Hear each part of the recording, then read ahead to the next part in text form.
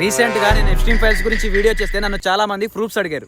చదువుకొని జ్ఞానాన్ని పెంచుకొని అజ్ఞానంతో నాయకులను ఎంచుకుంటున్న దరిద్రులు ఎవరో కాదు, మనమే. కష్టం తెలియకుండా కష్టపడి పెంచిన వాళ్ళని వృద్ధాశ్రమంలో పెట్టి నిన్ను దోచుకునే నాయకుడిని మాత్రం నెత్తిని పెట్టుకొని తిరుగుతున్నావు. నిన్ను చూస్తుంటే నీ నాయకుడికి జిందాబాద్లు కొట్టి కొట్టి వెముకలు బయటపడి చచ్చేలాగున్నావు. ఇండియా వైడ్ గా 7,400+ ఓల్డేజ్ హోమ్స్ ఉన్నాయి. ఎందుకు ఉండాలి? మీ కేర్లెస్ మైండ్ సెట్ వల్ల ఇంకొకటి దాన్ని కేర్ గా తీసుకొని క్యాష్ చేసుకుంటున్నాడు. మీ అమ్మ నాన్నలు మీరు చూసుకోలేరా? నీ పిల్లలు నిన్ను వృద్ధాశ్రమంలో పంపించారని గ్యారంటీ ఏంటి? అమ్మే దైవం నాన్నే ధైర్యం అంటారు, కానీ బ్రతికే వయసు వచ్చేసరికి వాళ్ళనే వదిలేస్తున్నారు. నాయకుడు నీకు మంచి చేస్తాడో చెడు చేస్తాడో నాకు తెలీదు, కానీ నువ్వెంత చెడు చేసినా గుర్తుపెట్టుకో, నువ్వెంత చెడు చేసినా నువ్వే వాళ్ళ ముద్దు బిడ్డలు అంటారు మీ కన్నోళ్ళు. ఆ వయసులో మేడలు మిద్దెలు కోరుకోరు, కేవలం నీ తోడు మాత్రమే కోరుకుంటారు.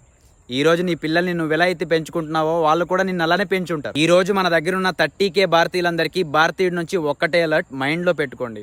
ఎన్ని చేసినా ఎంత చేసినా వాళ్ళ రుణం తీర్చలేనిది వాళ్ళ ప్రేమ తిరిగి రానిది. నేను ఇలాంటి వాటిని నమ్మను, కానీ నిజంగా నాకు ఇంకో జన్మంటూ ఉంటే మా అమ్మా నాన్న కాళ్ళ కింద చెప్పునై పుడతాను. ఎందుకంటే కొన్ని రోజులైనా వాళ్ళ భారం మోసే రుణం నాకు ఉంటది. బ్రతుకులు ఇలా దరిద్రంలోకి కూరుకుపోవడానికి కారణం ఈ చెత్త రాజకీయాలు, నాయకులు. ఇకనైనా ఆలోచించు. నువ్వు వేసే ఓటు జస్ట్ ఓటు మాత్రమే కాదు, నీ ఫ్యూచర్, నీ పేరెంట్స్, నీ రెస్పాన్సిబిలిటీ, నీ ఎవ్రీథింగ్. సో నెక్స్ట్ టైం నీ ఓటు వేసే ముందు నీ ఓటు నోటుకు అమ్ముడుపోకుండా ఉండేలా చూసుకో. చిన్నప్పటి నుంచి మనం ఇన్స్పైరింగ్ గా తీసుకున్న వాళ్ళే మనల్ని ముంచేస్తున్నారు.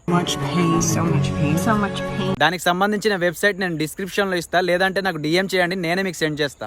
వాళ్ళు చేసిన లుచ్చా పనులన్నీ దాంట్లో ఉన్నాయి.